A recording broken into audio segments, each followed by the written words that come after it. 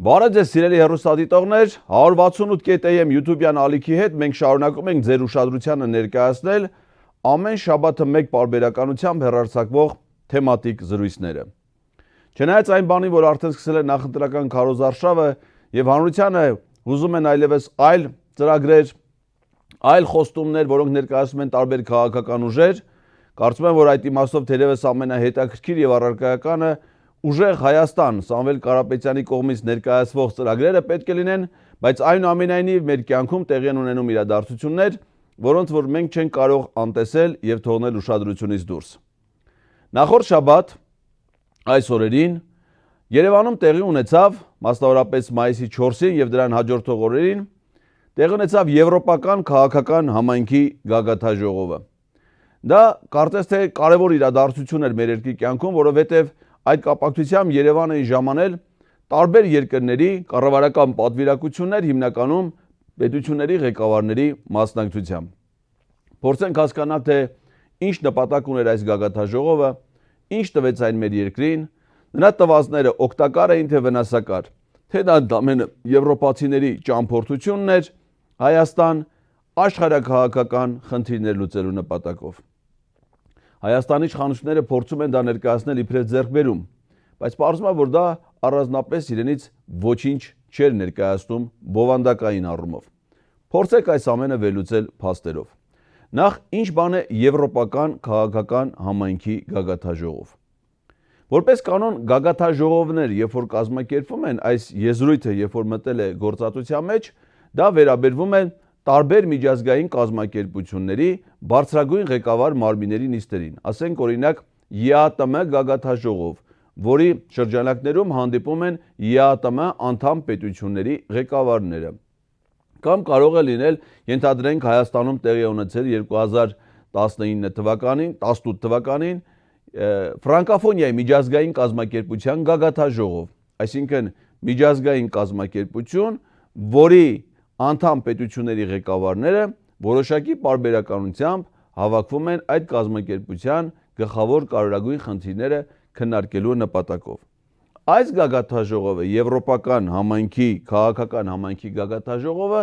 որևէ միջազգային կազմակերպություն չի ներկայացնում։ Իհարկե դրանում առանցքային դերակատարում ունի Եվրոպական միությունը, եւ Եվրոպական միության ղեկավարները ամենուր մասնակցում են դրան, նախաձեռնություն են ցուցաբերում, կազմակերպչական աշխատանքներին են մասնակցում ինչ-որ երկրում կազմակերպելու, բայց դա որևէ միջազգային կազմակերպության ձևաչափ իր մեջ չի ներառում, այսինքն սա Եվրոպական միության անդամ պետությունների գագաթաժողով չի հանդիսանում։ Դրա համար էլ հենց այդպես էլ կոչվում է Եվրոպական քաղաքական համայնքի։ Ընդ որում մասնակիցների աշխարհագրությունը այնքան լայն է ու բազմազան, որ օրինակ Երևանյան գագաթաժողովին մասնակցություն է ցուցաբերել նաև Կանադայի վարչապետը։ Հիմա հասկանանք, թե երբ է այս ձևաչափը ստեղծվել եւ ինչ նպատակների է ծառայում։ Պարզվում է, որ առաջին անգամ այս ձևաչափով եվրոպական երկրների հիմնականում ղեկավարները եւ համաեվրոպական միջազգային տարբեր կազմակերպությունների ղեկավարներ, ինչպիսիք են Եվրոպական միության ղեկավար մարմինների ներկայացուցիչները, ԵՀԿ-ի ղեկավարությունը, Եվրոպական խորհրդանի, Եվրոպայի խորհրդի խորհրդարանական վեհաժողովի գլխավոր քարտուղարները, ՆԱՏՕ-ի գլխավոր քարտուղարը մասնակցում են այս ձևաչափով հանդիպումներին։ Առաջին անգամ այս ձևաչափով հանդիպում տեղի է ունեցել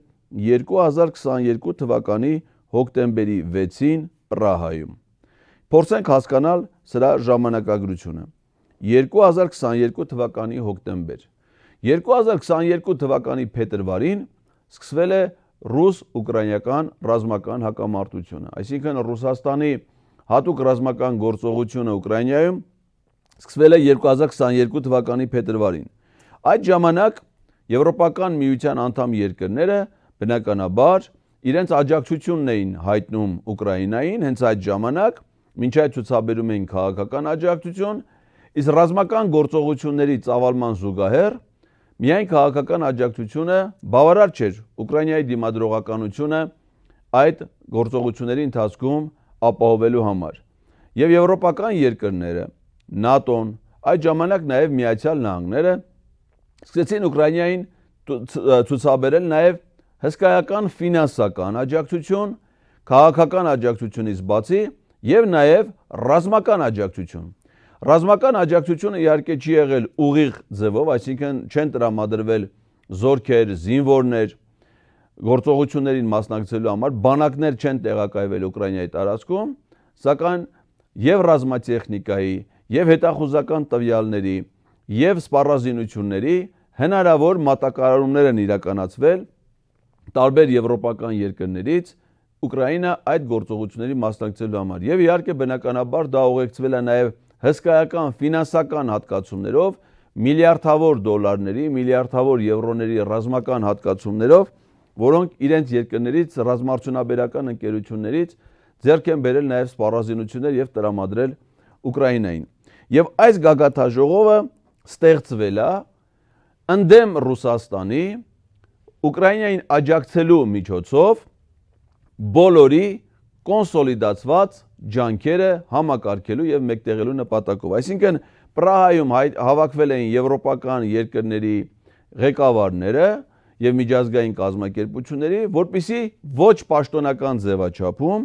փորձեն քննարկումներով հասկանալ, թե ինչ ձևով, ինչ միջոցներով կարող են աջակցություն ցուցաբերել Ուկրաինային ընդդեմ Ռուսաստանի պատերազմելու համար։ Եվ այս տեսանկյունից պետք է ասենք, որ Հայաստանը ըստ իր արտաքին քաղաքականության գերակայությունների, ըստ Հայաստանի ազգային անվտանգության ռազմավարության, որի դեպ վերջինը խմբագրությունը հաստատել է նույն ինքը Նիկոլ Փաշինյանը 2020 թվականի հուլիսին, պետք է որ առհասարակ ձեռնպահ մնային այս ձևաչափով քննարկումներին եւ հանդիպումներին մասնակցելուց, որովհետեւ ռուս-ուկրաինական հակամարտությունը չէր կարող Հայաստանի համար ներգրավվածության որևէ կարգավիճակ կամ ռեժիմ նախատեսել, որովհետև Ուկրաինան Հայաստանի համար միշտ եղել է, մենք այդպես ենք ընկալել, չնայած իրենց քաղաքականության որոշակի բացասական դրսևորումներին, իբրև Հայաստանին բարեկամ երկիր, նաև նկատի ունենալով այն կարևոր հանգամանքը, որ Ուկրաինայում ապրում են տասնյակ հազարավոր մեր հայրենակիցներ, ընդ որում բավականին լավ դիրքավորված հաջողությունների հասած մեր հայրենակիցներ, իսկ մյուս կողմից ավելի բարձր մակարդակի, ավելի խորը հարաբերություններ մենք ունենք Ռուսաստանի Դաշնության հետ, Հայաստանը ՀԱՊԿ-ի անդամ երկիր էր եւ այդ ժամանակ ամենայն դեպս 2022 թվականի փետրվարի դրությամբ մենք որևէ խնդիրներ չունեինք ՀԱՊԿ-ի հետ հարաբերություններում եւ Հայաստանը Ռուսաստանի ռազմաքաղաքական դաշնակիցներ, Հայաստանի տարածքում կա ռուսական ռազմաբազա, ռուսական սահմանապահ զորքեր եւ այլն, հետեւաբար այդ հակամարտության մեջ Հայաստանը պետք է հնարավորինս չեզոք դիրքորոշում եւ հավասարակշռված դիրքորոշում ցուցաբերել։ Իսկ Պրահա այցելելով եւ այդ համաժողովին մասնակցելով Հայաստանի իշխանությունները ցույց տվեցին իրենց առաջին բացասական վերաբերմունքը Ռուսաստանի հանդեպ։ Իսկ երբ էր դա 2022 թվականի, ասեցին հոկտեմբերի 6-ին էր, այսինքն ադրբեջանական ագրեսիայից մի քանի օր հետո, որովհետև 2022 թվականի սեպտեմբերի 13-ին Ադրբեջանը լայնամասշտաբ հարձակում էր իրականացրել Հայաստանի սուվերեն տարածքի վրա, հրետակոծելով Վարդենից, Ջերմուկ, Սիսիան տարածաշրջանի բնակավայրեր, այդ թվում խոշոր քաղաքներ, այդ թվում նաև Ջերմուկ քաղաքը, մարտական գործողություններ էին ծավալվել շուրջ 2 օր, որի հետևանքով զոհվել էին հարյուրավոր մեր զինծառայողներ, ադրբեջանական զինուժը ունեցել էր առաջխաղացում Հայաստանի տարածքում, գրավելով գերիշխող դիրքեր եւ բարձունքներ։ Իսկ դրանից մի քանի օր առաջ, կարող ենք ասել, 2022 թվականի օգոստոսին, նույն այս Եվրոպական միության խորհրդի նախագահ Շարլ Միշելի հովանու ներքո շարունակում էին անցկացվել Նիկոլ Փաշինյան, Իլհամ Ալիև հանդիպումները, բանակցությունները, որոնք նպատակ ունեին հետպատերազմյան իրավիճակում լուծումներ գտնել Լեռնային Ղարաբաղի խնդրի կարգավորման իմաստով։ Այսինքն 2022 թվականին փետրվարին սկսվում է ռուս-ուկրաինական պատերազմը, այդ ժամանակահատվածում Եվրոպական միության հովանու ներքո առանց Ռուսաստանի մասնակցության, առանց Միացյալ Նահանգների մասնակցության, Շարլ Միշելի հովանու ներքո իրականացվում է Նիկոլ Փաշինյան, Իլհամ Ալիև պարբերական հանդիպումները, դրանք հանգեցնում են ոչ թե խաղաղ բանակցային դիվանագիտական լուծումների, այլ հանգեցնում են Փաստացի լայնամասշտաբ պատերազմի 2022 թվականի սեպտեմբերի ջերմուկյան պատերազմ, իսկ այդ պատերազմից անմիջապես հետո մի քանի օր անց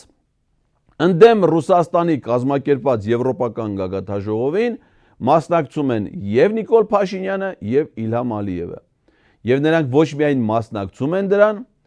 այլև ճիշտ այդ օրը կնքվում է, ստորագրվում է առաջին հայտարարությունը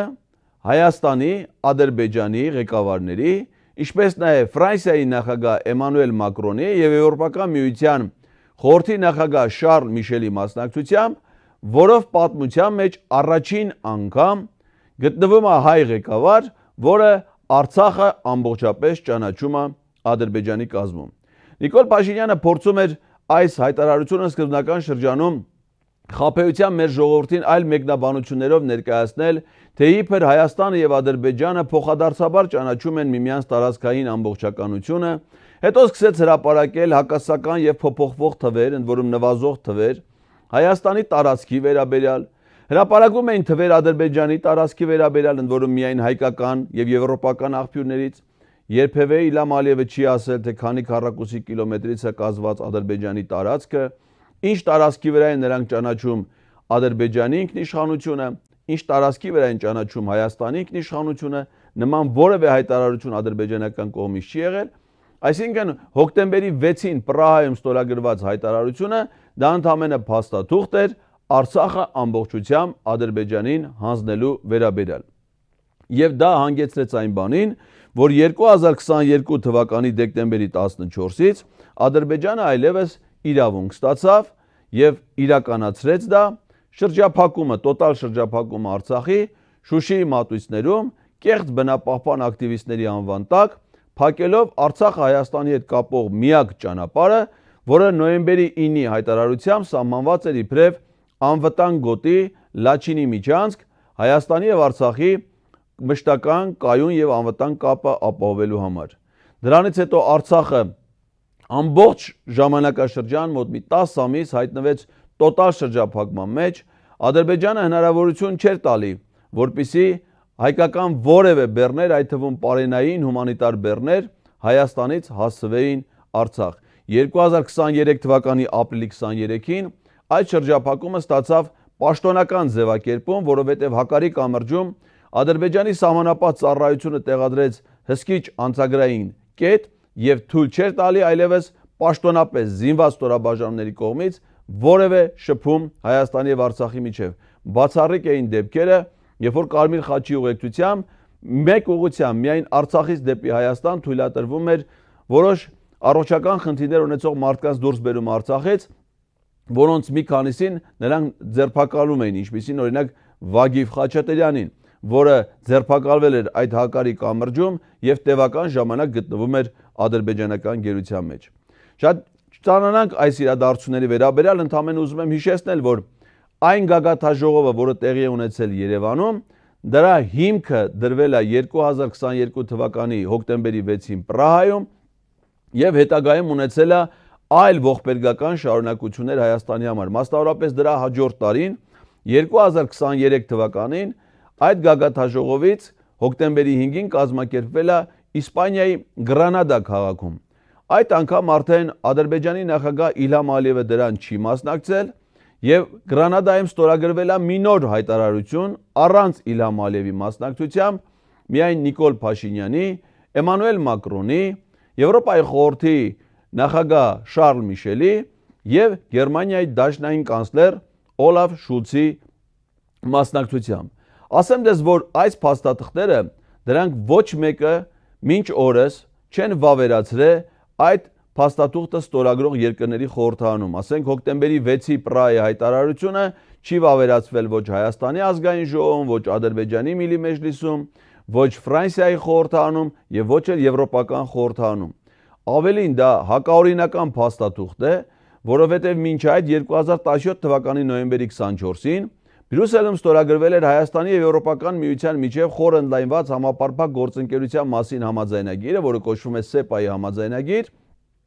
որի 8-րդ էջում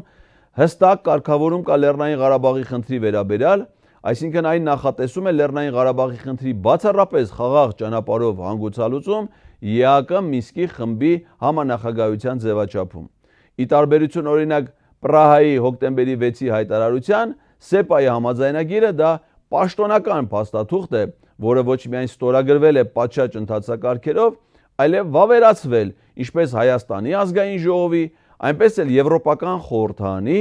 եւ Եվրոպական միության անդամ բոլոր պետությունների խորհրդարանների, այդ թվում Ֆրանսիայի խորհրդարանի կողմից։ Հետևաբար Ֆրանսիայի նախագահը, Եվրոպական միության խորհրդի նախագահը իրավունք չունեին դուրս գալ կարգավորումների այն տրամաբանությունից, որը հաստատվել էր պաշտոնական փաստաթղթերով եւ իրականացնել սեփական պատասխանատվությամբ ինքնուրույն ապօրինի գործողություն։ Եվրոպական համայնքի գագաթաժողով էր մինչև Երևանում կազմակերպել է նաև եվրոպական այլ քաղաքներում, մասնավորապես Լոնդոնում եւ Ալբանիայի մայրաքաղաք Տիրանայում։ Եվ վերջին անգամ բոլոր այդ հանդիպումներին առանց բացառության մասնակցել է Հայաստանի վարչապետ Նիկոլ Փաշինյանը։ Հաճախ դրանց մասնակցել է նաև Ադրբեջանի նախագահ Իլհամ Ալիևը, Թուրքիայի նախագահ Ռեջեփ Թայիփ Էրդողանը։ Եվ այդ հանդիպումների ժամանակ մենք տեսել ենք միջանցքում ոտքի վրա հանդիպումներ նսեմացման կադրերով։ Երևի քիհիշեք Տիրանայում դե ինչպես է Ռեջեփ Թայիփ Էրդողանը ձեռքով իր մոտ կանչում Նիկոլ Փաշինյանին, հանձնարարմատ թափ տալով ինչ-որ հանձնարարականներ տալի նրանց, այնուհետև նրան դուրս վռնդում, մնալով երկար զրույց վարելով Ադրբեջանի նախագահ Իլհամ Ալիևի հետ։ Այդ ստորացուցիչ հանդիպումներին ականատես ենք տեղել այս գագաթաժողովների շրջանակներում։ Եվ ահա, հաշվի առնելով այն հանգամանքը, որ Հայաստանը հիմա վերցրել է հակառուսական եւ հակաիրանյան աշխարհաքաղաքական շատ վտանգավոր ուղեգիծը, Եվրոպական համայնքը որոշում է, որ Նիկոլ Փաշինյանին պետք է ցուցաբերեն քաղաքական աջակցություն եւ տարբեր ձևերով միջամտեն Հայաստանում արդեն մեկնարկած 2026 թվականի հունիսի 7-ի խորհրդարանական ընտրություններին, փորձելով նման ձևերով ներազդել մեր հասարակության կամքի, կարծիքի, ընտրական տեսակետի վրա, որպեսզի կարողանան պահել Նիկոլ Փաշինյանին Հայաստանում իշխանության ղեկին եւ նրա միջոցով Հայաստանի եւ հայ ժողովրդի շահերի հաշվին զարգացնեն իրենց աշխարհաքաղաքական շահերը իրենց հիմնական դաշնակիցների Ադրբեջանի եւ Թուրքիայի պահանջները կատարելու միջոցով։ Դրա համար նրանք որոշեցին, որ այս տարի, այսինքն ընտրություններից ընդամենը 1 ամիս առաջ, Եվրոպական քաղաքական համայնքի գագաթաժողովը պետք է անցկացվի հենց Երևանում։ Հետաքրքիր էր, որ այն պահին, երբ որ կայացվեց այդ որոշումը, Ադրբեջանի նախագահի օգնական Հիկմետ Հաջիևը անմիջապես հայտարարեց, որ Իլհամ Ալիևը չի մասնակցելու այդ գագաթաժողովին։ Մինչև վերջին պահը որևէ արձագանք չկար նաև Թուրքիայից, թե արդյոք Ռեջեփ Թայիփ Էրդողանը կժամանի Երևան եւ կմասնակցի այդ գագաթաժողովին, թե ոչ։ Ի վերջո որոշվեց, որ թուրքական պատվիրակությունը ղեկավարելու է Թուրքիայի փոխնախագահը եւ նրա կազմում է լինելու նաև հայ-թուրքական հարաբերությունների հարցերով հատուկ բանագնաց Սերդար Քլեչը, որը Հայաստանում հայտարարեց, որ ինքը Հայաստանում իրեն զգում է այնպես, ինչպես իր սեփական տանը։ Իլհամ Ալիևը, չհաստատելով իր մասնակցությունը, այնուամենայնիվ ստացավ հատուկ կարգավիճակ Նիկոլ Փաշինյանի կողմից։ Այդ հատուկ կարգավիճակը այն էր, որ նրան հնարավորություն տրվեց տեսաուղերձով դիմել այդ համաժողովի մասնակիցներին։ Սա աննախադեպ դրսևորում էր եւ հատուկ կազմակերպված միայն Իլհամ Ալիևի համար, որն էլ օգտվելով առիթից սեղանին ցուցադրաբար դրել էր մի հանքային ջուր, որի վրա գրված է Իստիսու։ Իստիսուն դա Քարվաճարի տարածաշրջանում Նիկոլ Փաշինյանի կողմից Իլհամ Ալիևին հանձնված տարածքներն են, իսկ այդ անվանումով ադրբեջանցիները անվանում են նաև մեր սիրելի քաղաք Ջերմուկը եւ հայտնի հանքային ջուրը, որովհետեւ դրանք նույն տարածքում գտնվող նույն բնական հանքային աղբյուրներից են գոյանում։ Այսինքն Իլհամ Ալիևը այդ ժեստով ցուցադրում էր նաև իր տարածքային հավակնությունները Հայաստանի նկատմամբ, հայկական տարածքները ադրբեջանական անվանումով գործածելու իր գործելավոճը շարունակելով։ Իլհամ Ալիևը միակն էր, որը ստացել էր այդ գագաթաժողովին տեսաուղերձով մասնակցելու հնարավորություն եւ Նիկոլ Փաշինյանը դա համարում էր իսկապես մասնակցություն։ Չնայած այն բանին, որ համաժողովի մասնակցելու նպատակով Հայաստան չէր ժամանել Գերմանիայի դաշնային կանցլերը, նրան տեսաուղերձով հանդես գալու հնարավորություն չէր ընձեռնվել։ Իլհամ Ալիևը 2023 թվականի հոկտեմբերի 5-ին չէր մասնակցում Գրանադայում կազմակերպված այս նույն ձևաչափով գագաթաժողովին եւ Գրանադայում նրան տեսաուղերձով հանդես գալու հնարավորություն ոչ մեկը չէր տվել։ Իսկ ահա Երևանում կայացած համաժողովին Ալիևը զգում էր ինչպես իրեն հատուկ արտոնյալի կարգավիճակում։ Եվ իր այդ տեսաուղերձը ամբողջությամբ նույնիսկ Նիկոլ Փաշինյանին շնորհակալություն չէր հայտնել այդ համաժողովը հյուրընկալելու, կազմակերպելու, իրեն հնարավորություն տալու համար, այլ շնորհակալություն էր հայտնում Եվրոպայի խորհրդի, Եվրոպական միության խորհրդի քարտուղար Կոշտային, առանց Նիկոլ Փաշինյանին վկայակոչելու։ Եվ նրա ամբողջ խոսույթը իր մեջ կրում էր հակահայկական բովանդակություն, մեր ռազմաքաղաքական ղեկավարության անվանելով սեպարատիստներ, իսկ իր կողմից իրականացված հանցանքը Հայաստանի եւ հայ ժողովրդի նկատմամբ, Արցախցի մեր հայրենակիցների նկատմամբ արդարացնելով։ Իսկ Նիկոլ Փաշինյանը ոչ թե նախագահողի իրավունքից օգտվելով փորձում էր հակադարձել Իլհամ Ալիևին, այլ ճիշտ հակառակը։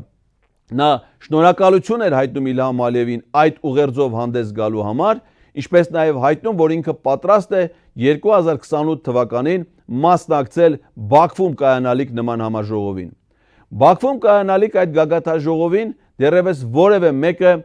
հրավեր չի ստացել, այդ թվում Նիկոլ Փաշինյանը, բայց նա առանց հրավերի առկայության արդեն հաստատել է իր մասնակցությունը այդ գագաթաժողովին։ Դա իհարկե կլինի միայն այն դեպքում, եթե նա 2028 թվականին լինի Հայաստանի վարչապետ, բայց ամենայն մեծ հավանականությամբ այդ երազանքը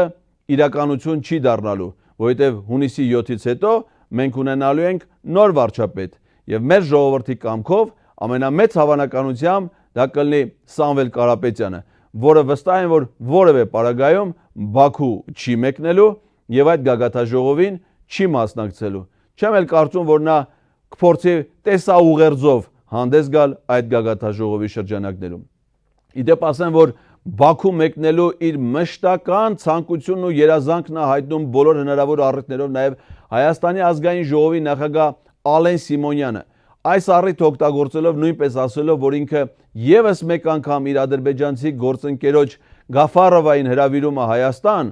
եւ եթե անգամ նա չգա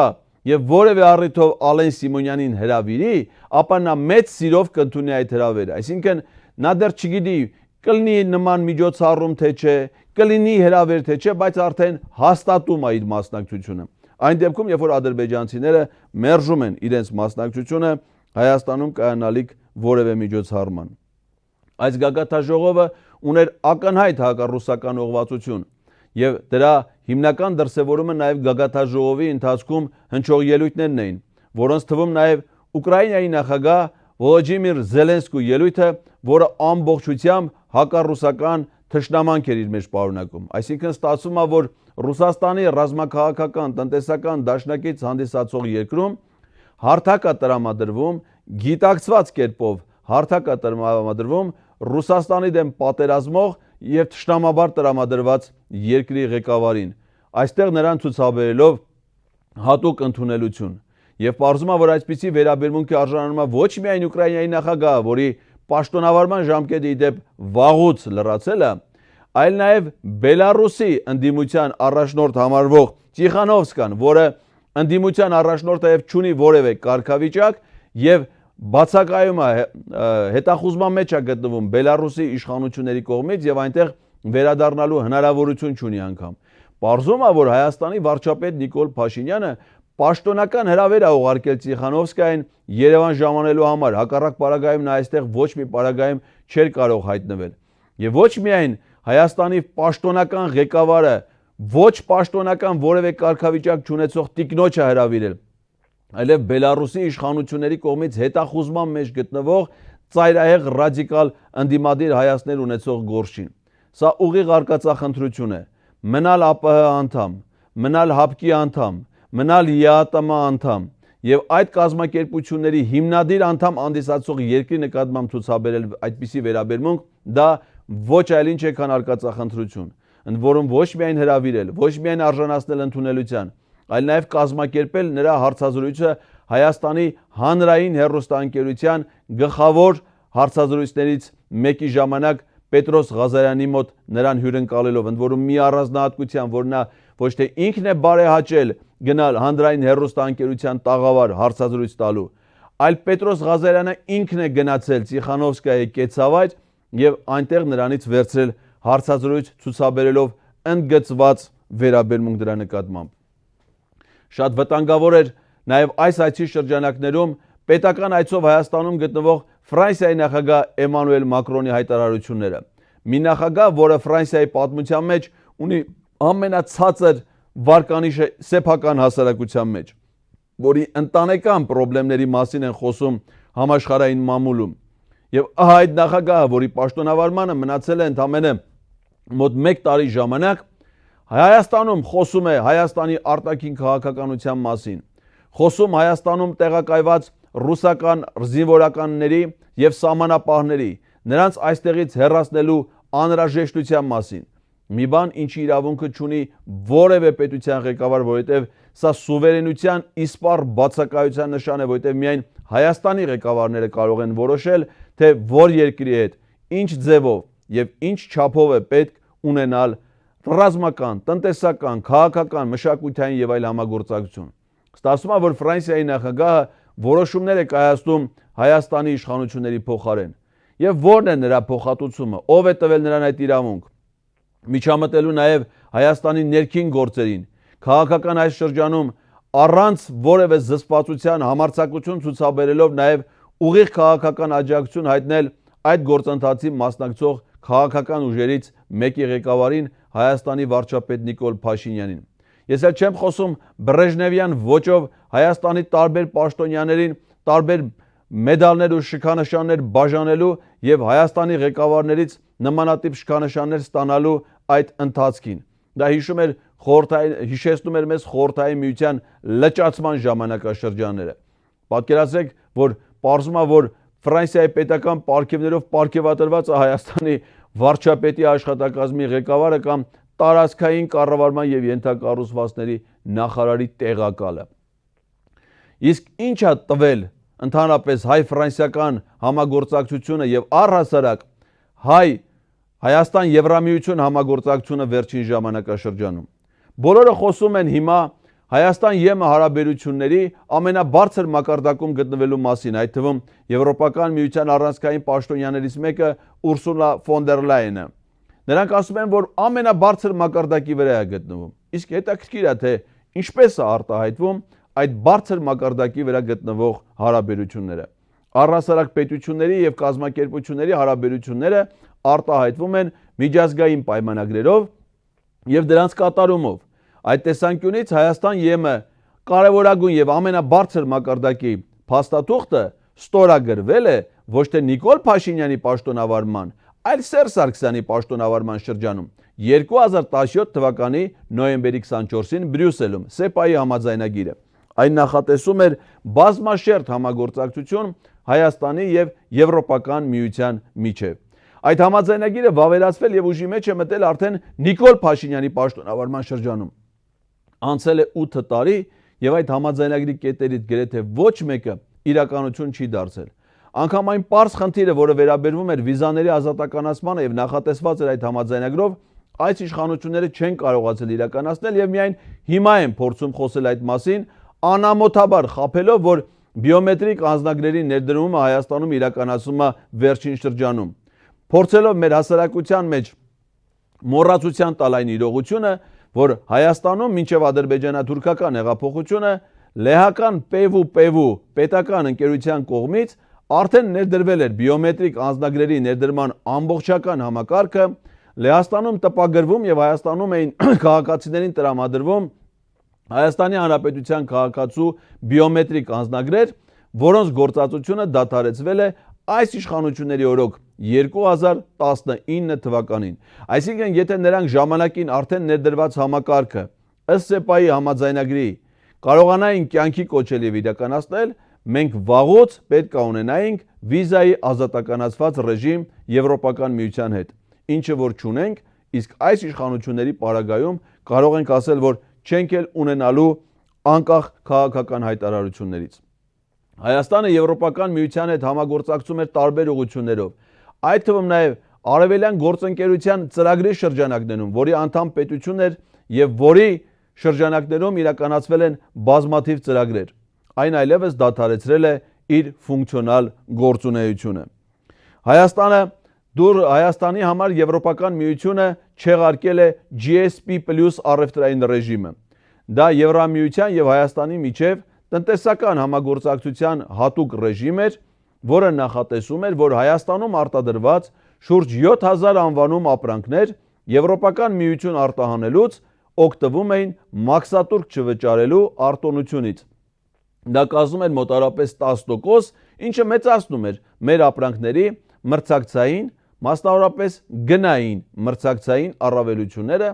եւ վաճառքի հնարավորությունները։ Այդ ռեժիմը վերացնելուց հետո, ինչ եղել է Նիկոլ Փաշինյանի պաշտոնավարման շրջանում, կտրուկ նվազել է Հայաստանից Եվրոպական միություն ապրանքների արտահանումը։ Եվ եթե դրանից հանենք հանքահումքային նյութերի արտահանումը, ապա ստացվում է, որ մենք ունենք աղետալի վիճակ Հայաստանից ԵՄ արտահանման իմաստով։ Ցավոք սրտի եվրոպական երկրները եւ նրանցում գտնվող վերազգային ընկերակցությունները որևէ հետաքրություն չունեն Հայաստանում ներդրումներ իրականացնելու համար։ Իմ թիկունքին եվրոպական գրեթե բոլոր պետությունների ղեկավարներն են։ Նրանց թվում են նաև աշխարհի 7-յակի մաս կազմող պետություններ, ինչպիսին են Ֆրանսիան, Միացյալ Թագավորությունը, Իտալիան։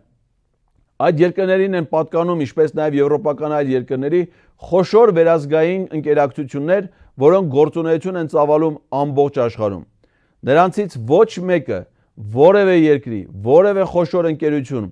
Նիկոլ Փաշինյանի պաշտոնավարման շրջանում Հայաստանում ներդրումներ չի իրականացրել, աշխատատեղեր չեն ստեղծել։ Հայաստանում արտադրված ապրանքներ այլ երկրներ չեն արտահանվել, անգամ չօգտվելով ԵԱՏՄ-ին Հայաստանի անդամակցության եւ Իրանի հետ ԵԱՏՄ-ի ազատ առևտրի համաձայնագրի արկայության հանգամանքներից։ Հայաստանին Եվրոպական միությունը խոստացել էր հետպատերազմյան շրջանում տրամադրել շուրջ 600 միլիոն եվրոյի ֆինանսական աջակցություն, որը նախատեսված պետք է լիներ հատկապես Վայոց ձորի եւ Սյունիքի մարզերում դիմադրողականության բարձրացման ուղղությամբ։ Հաշվի առնելով, որ Արցախի կորստից հետո հատկապես այդ տարածաշրջանները դարձել էին խիստ խոցելի, բազմաթիվ ճանապարհներ, այդ թվում Գորիս-Կապան ճանապարհը, Կապան-Ճակատեն ճանապարհը հայտնվել էին ադրբեջանական վերահսկողության ներքո, եւ Հայաստանի համար կենսական էր ունենալ գոնե այլընտրանքային շրջանցող ճանապարհներ բնակավայրերի միջև կապը, հյուսիս-հարավ ճանապարհի ֆունկցիոնալ գործունեություն ապահովելու համար։ Խոստացված այդ 600 միլիոն եվրոյի աջակցությունը Հայաստանը այդպես էլ Եվրոպական միությունից չի ստացել։ Եվրոպական միությունը վերջին շրջանում խոստացել էին գոնե 10 միլիոն եվրո արժողությամբ մի վրան տրամադրել Հայաստանին։ Վրանը իհարկե մի քիչ ավելի մեղմ է հնչում, որովհետև պետք է տրամադրվեր դաշտային հոսպիտալ, այսինքն վրանային դաշտային հոսպիտալ անհրաժեշտ բժշկական սարքավորումներով եւ պարագաներով։ Ընդհանուր արժեքը ընդամենը 10 միլիոն դոլար, բայց պարզվեց, որ Եվրոպական միությունը անգամ այդ 10 միլիոն եվրոյի ուղիղ աջակցությունը Հայաստանին չի կարող տրամադրել, որովհետև այդ պահին հատկապես Հունգարիան էր վետո կիրառել։ 10 միլիոն եվրոյի վրան տրամադրելու ունակություն չունեցող կազմակերպությունը պարզում է, որ ունակություն ունի Հայաստանում այս ընտրություններին տրամադրել 12 միլիոն եվրոյի ֆինանսական հատկացումներ, ինչպես նաև այսպես կոչված արագ արձագանքման խմբեր, որոնք ոչ թե դիտորդներ են, որոնք պետք է հսկեն ընդհանուր ընտրությունների իրականացման օրինականությունը, այլ հատկապես Հայաստանի կառավարությանը եւ իշխող քաղաքացիական պայմանագիր կուսակցությանը ցուցաբերեն քաղաքական աջակցություն։ Սա ոչ այլ ինչ է, եթե ոչ երկրի կյանքին, քաղաքական կյանքին, դրա կարևորագույն իրադարձությանը, ընտրություններին միջամտելու ուղիղ փորձ։ Թե քաղաքական հայտարարությունները, թե ֆինանսական հատկացումները հենց դրա մասին են։ Այսինքն Հայաստանի դեմ իրականացվում է ուղիղ արտաքին միջամտություն, որը սպառնալիք է հանդիսանում մեր պետության, մեր անկախության եւ մեր ինքնիշխանության համար։ Եվ այս ամենը իրականացում է նաեւ աշխարհակաղակական հստակ նպատակներով, թշնամացնելով Հայաստանին իր վաղեմի, մշտական եւ ինստիտուցիոնալ հիմքերի վրա կայացած ռազմավարական գործընկերների։ այն միջազգային կազմակերպությունների հետ, որի հետ անդամակցությունը Հայաստանին բերում է ուղիղ օգուտներ եւ մեծ հարստություն։ Ամփոփելով սիրելի հայրենակիցներ, պետք է ասել, որ այս գագաթաժողովը դա Հայաստանի ներքին կյանքին եվրոպական երկրների միջամտության ուղիղ դրսևորում էր։ Այն նպատակ ուներ ոչ թե ամրապնդելու Հայաստանի եւ եվրոպական երկրների հետ հարաբերությունները, այլ ճիշտ հակառակը, առանց այդ հարաբերությունները զարգացնելու որևէ իրական հեռանկարի եւ հնարավորության խզելու եւ փչացնելու հարաբերությունները Հայաստանի այլ պետությունների եւ միջազգային կազմակերպությունների հետ, ինչը կործանարար հետևանքներ ունենալու մեր պետության եւ մեր ժողովրդի համար։ Մայիսի 4-ի գագաթաժողովը ավարտվել է։ Ավարտվել է Հայաստան-ԵՄ գագաթաժողովը եւ ավարտվել է Ֆրանսիայի նախագահի այցը, որը չգիտես ինչի նա մոռացել էր իր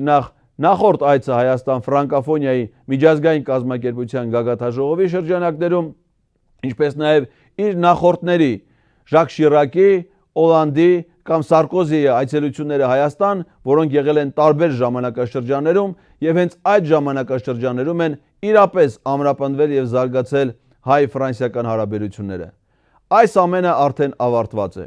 Վստահ ենք, որ հունիսի 7-ին կավարտվի նաև նրանց կողմից ցուցաբերվող աջակցության խրախճանքը վայելող Նիկոլ Փաշինյանի պաշտոնավարման ժամկետը եւ հունիսի 7-ից հետո մենք կունենանք նոր եւ ուժեղ Հայաստան։ Իսկ նոր եւ ուժեղ Հայաստանը կարողանալու է նորմալ դիվանագիտությամբ զարգացնել հարաբերությունները թե Եվրոպական միության հետ, թե Միացյալ Նահանգների հետ, թե Ռուսաստանի, թե մեր հարևան երկրների, մասնավորապես Վրաստանի եւ Իրանի հետ, թե արաբական երկրների այն տրամաբանությամբ, որոնք կբխեն միայն Հայաստանի Հանրապետության եւ հայ ժողովրդի շահերից։ Այս արկածախնդրությունը, որը իրականացվում է արտաքին քաղաքականության անվան տակ, վերջ կունենա եւ սկիզբ կդրվի նոր փոփոխություններ, որոնք կբերեն Հայաստանի միջազգային հեղինակության բարձրացման, մեր երկրի անվտանգության ապահովման եւ մեր հասարակության բարեկեցության զարգացման համար։ Բաժանորդագրվեք 168-ի YouTube-յան ալիքին, հավանեք եւ տարածեք այս տեսանյութը, թողեք ձեր մեկնաբանությունները եւ սպասեք մեզ նաեւ հաջորդ շաբաթ։ Լավ եղեք։